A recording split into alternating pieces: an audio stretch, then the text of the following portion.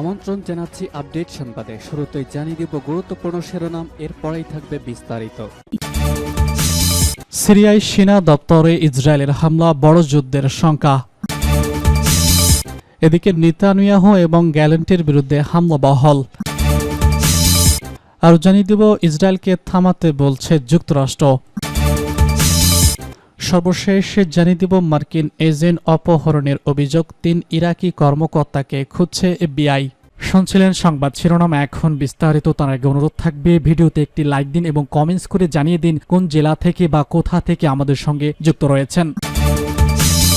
সিরিয়ায় সেনা দপ্তরে ইসরায়েলের হামলা, বড় যুদ্ধের শঙ্কা। সিরিয়ার রাজধানী দামেস্ক সিরিয়ার সামরিক সদর দপ্তর প্রেসিডেন্ট প্রাসাদের নিকটবর্তী এলাকায় ভয়াবহ হামলা চালিয়েছে ইসরায়েল। সিরিয়ার দক্ষিণ অঞ্চলীয় সৈদার শহরে ব্রুজ যোদ্ধাদের সঙ্গে সরকারি বাহিনীর চলমান সংঘর্ষের পরিপ্রেক্ষিতে এই হামলা চালানো হয়, যা অঞ্চলটির নিরাপত্তা পরিস্থিতিকে আরও অস্থিতিশীল করে তুলেছে। গণমাধ্যম আল জাজিরার খবরে বলা হয়, বুধবার এক বিবৃতিতে ইসরায়েলের প্রতিরক্ষামন্ত্রী ইসমাইল কাটস জানান, দামেস্কে সিরিয়ার সামরিক দপ্তরের প্রবেশের পথে হামলা চালিয়েছে ইসরায়েলি বাহিনী। এই হামলা ইসরায়েলের আগের হুমকি বাস্তবায়ন, সেখানে তারা সতর্ক করেছিল যদি সিরিয়া বাহিনী সুইদা থেকে সরে না দাঁড়ায় তবে সামরিকভাবে জবাব দেওয়া হবে। ইসরায়েল দাবি করেছে তারা সিরিয়ার ব্রুজ জনগোষ্ঠীর নিরাপত্তার স্বার্থে এই পদক্ষেপ নিয়েছে। উল্লেখ্য, সুইদা শহরটি সিরিয়ার ব্রুজ সম্প্রদায় অন্যতম ঘাঁটি এবং বর্তমানে সেখানে সিরীয় সরকারি বাহিনীর সঙ্গে ব্রুজ যোদ্ধাদের ভয়াবহ সংঘর্ষ চলছে। মঙ্গলবার একপাক্ষিকভাবে ঘোষিত যুদ্ধবিরতি কয়েক সপ্তাহের মধ্যে ভেঙে যায়, যার ফলে পরিস্থিতি ফের উত্তপ্ত হয়ে ওঠে। দামেস্ক থেকে আল জাজিরার প্রতিবেদককে ওসামা বিন সাদেন জানান, তিনি নিজ চোখে সিরিয়ার প্রতিরক্ষা মন্ত্রণালয়ের সদর দপ্তরের সামনের ও পিছনের অংশে 2টি ড্রোন হামলা দেখেছেন। শহরের একাংশে এখনও ড্রোন চক্কর দিচ্ছে এবং সিরিয়া প্রতিরক্ষা বাহিনীর পক্ষ থেকে গুলির শব্দ শোনা যাচ্ছে, যা সম্ভবত ড্রোন প্রতিরোধ চালানো হচ্ছে। তিনি আরও বলেছেন, এই হামলা স্পষ্টভাবে দেখা যাচ্ছে পরিস্থিতি দ্রুত খারাপের দিকে যাচ্ছে। এবার হামলা পৌঁছে গেছে দামেস্কের হৃদয়ে। প্রতিটি মুহূর্তে উত্তেজনা বাড়ছে, সংঘাত বাড়ার আশঙ্কা দেখা যাচ্ছে। লন্ডনের কিংস কলেজের আন্তর্জাতিক নিরাপত্তা বিষয়ক প্রভাষক রব গ্রিস ফিনগোল্ড আল জাজিরাকে বলেছেন, ইসরায়েলের হামলা এখনও পর্যন্ত মূলত প্রতীকী মাত্রায় সীমিত ছিল।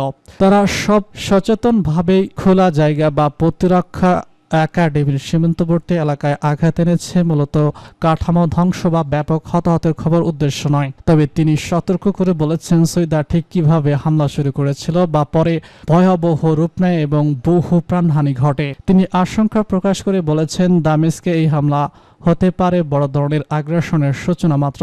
আমরা এখন এমন এক অবস্থানে দাঁড়িয়ে আছি যেখানে ইসরায়েল যে কোনো সময় সিরিয়া জুড়ে দীর্ঘস্থায়ী, সরাসরি এবং মারাত্মক হামলা শুরু করতে পারে। উল্লেখ্য, সিরিয়ার জুইদা শহরের সাম্প্রতিক সরকারপন্থী বাহিনী এবং ব্রুজ যোদ্ধাদের মধ্যে রক্তক্ষয়ী সংঘর্ষে শতাধিক মানুষ নিহত হয়েছে। সংঘর্ষের সূত্রপাত দুই পক্ষের অপহরণ এবং দখল পাল্টা দখলের মাধ্যমে, যার ফলে যুদ্ধবিরতি স্থায়ী হয়নি।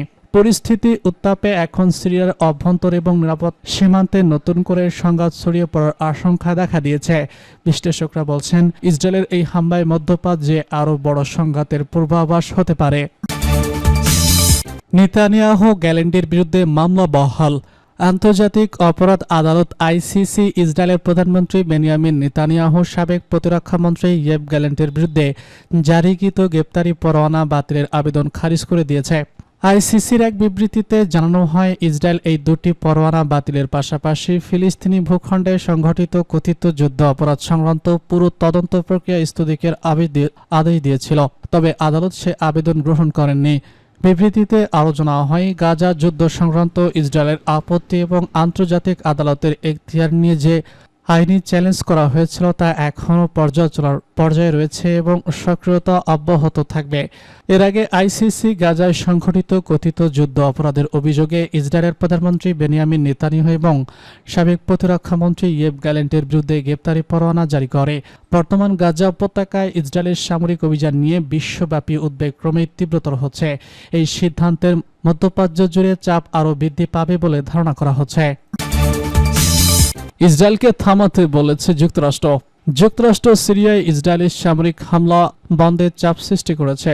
ওয়াশিংটন থেকে প্রকাশিত এক প্রতিবেদনে বলা হয়েছে, ট্রাম্প প্রশাসন ইসরায়েলকে সিরিয়ার সরকারি লক্ষ্যবস্তুতে হামলা বন্ধ এবং দামেস্কের সঙ্গে সরাসরি আলোচনায় বসার পরামর্শ দিয়েছে। এক শীর্ষ সামরিক কর্মকর্তা গণমাধ্যম এক্সপ্লেনকে জানান, ইসরায়েল এবং সিরিয়ার মধ্যে একটি সম্ভাব্য নিরাপত্তা চুক্তি নিয়ে প্রাথমিক আলোচনা চলছিল, তবে ইসরায়েলের সাম্প্রতিক হামলার কারণে এটি এখন হুমকিতে পড়েছে। মার্কিন পররাষ্ট্রমন্ত্রী মার্কো রুবিও সাংবাদিকদের বলেছেন, আমরা ইসরায়েলকে বলেছি থামো এবং শান্ত হও। ওয়াশিংটনের পক্ষ থেকে চাওয়া হয়েছে ইসরায়েল যেন আলোচনার মাধ্যমে এই সংকট সমাধানের পথ খোঁজে। সিরিয়ার দুইটা প্রদেশের সাম্প্রতিক সহিংসতা বেড়ে গেছে, সেখানে দ্রুত সশস্ত্র গোষ্ঠী এবং দুয়াঙ্গার মাধ্যমে সংঘর্ষ চলছে। পরিস্থিতি নিয়ন্ত্রণে আনতে সিরিয়ান সেনাবাহিনী ট্যাঙ্ক মোতায়েন করে। এরপরই ইসরায়েলি যুদ্ধবিমান এই ট্যাঙ্কগুলোকে হামলা চালায়। সিরিয়ার পক্ষ থেকে আগেই জানানো হয়েছিল ট্যাঙ্ক মোতায়েন ইসরায়েলের বিরুদ্ধে নয়, কিন্তু ইসরায়েলি কর্তৃপক্ষের দাবি ট্যাঙ্কগুলো সশস্ত্র মুক্ত অঞ্চলে প্রবেশ করেছে, যেখানে ইসরায়েলের সামরিক উপস্থিতি রয়েছে। Syrian observatory for human rights জানিয়েছে, জুবাইদায় চলমান সংঘর্ষ অন্তত 250 জন নিহত হয়েছে। সিরিয়ার স্বাস্থ্য মন্ত্রণালয় বলছে, ইসরায়েলি হামলায় এখনও 3 জন নিহত এবং 34 জন আহত হয়েছে। এদিকে ইসরায়েলি সরকারের উপর চাপ বাড়াচ্ছে দেশের ব্রুজ সম্প্রদায়। তারা অভিযোগ করছে, সিরিয়াপন্থী মিলিশিয়া গোষ্ঠীগুলো জুবাইদায় বুজদের উপর গণহত্যা চালিয়েছে। ইসরায়েলের বুজরা মোট জনসংখ্যার মাত্র 2% হলেও তাদের রাজনৈতিক প্রভাব অনেক। পরিস্থিতি প্রক্রিয়ায় বহু ইসরায়েলি ব্রুজ অধিকৃত গোলান মালভূমির সীমানা পার হয়ে সিরিয়ার দিকে এগিয়ে যায়। যুক্তরাষ্ট্রের এক শীর্ষ কর্মকর্তা ইসরায়েলকে জানিয়েছেন, ইসরায়েলের অভিযোগ রাশিয়ান সরকার সিরিয়ান সরকার ব্রুজদের উপর হামলা চালিয়েছে, তবে তা মার্কিন গোয়েন্দা তথ্য দিয়ে সমর্থ নয়, বরং ইসরায়েলের এই সামরিক পদক্ষেপ দেশটির অভ্যন্তরীণ রাজনৈতিক চাপ বড় ভূমিকা রেখেছে। যুক্তরাষ্ট্র সমঝোতা দেখতে বললেও সিরিয়ার সেনাবাহিনী বুধবার সংঘর্ষ জড়িয়েছে। তারা সিরিয়ার সীমান্তে অতিরিক্ত সেনা পাঠাচ্ছে, দেশ উদ্দেশ্য আরও হামলা চালানো এবং ব্রুজ জনগণের উপর আক্রমণ ঠেকানো। এই পদক্ষেপের মধ্যপ্রাচ্যের জটিল পরিস্থিতি আরও উত্তপ্ত হয়ে উঠতে পারে। মার্কিন এজেন্ট অপহরণের অভিযোগ, 3 ইরানি কর্মকর্তাকে খুঁজছে এফবিআই। যুক্তরাষ্ট্রের গোয়েন্দা সংস্থা এফবিআই শীর্ষ 3 ইরানি কর্মকর্তার খোঁজে মরিয়া হয়ে উঠেছে। তাদের গ্রেফতারের তথ্য চেয়ে পোস্ট প্রকাশ করেছে সংস্থাটি। এই ইরানি কর্মকর্তাদের মোস্ট ওয়ান্টেড তালিকাভুক্ত করার ঘোষণা দিয়ে এফবিআই বলেছে, যুক্তরাষ্ট্রের গ্রেফতার করে শাস্তির আওতায় আনতে একাধিক দল কাজ করছে।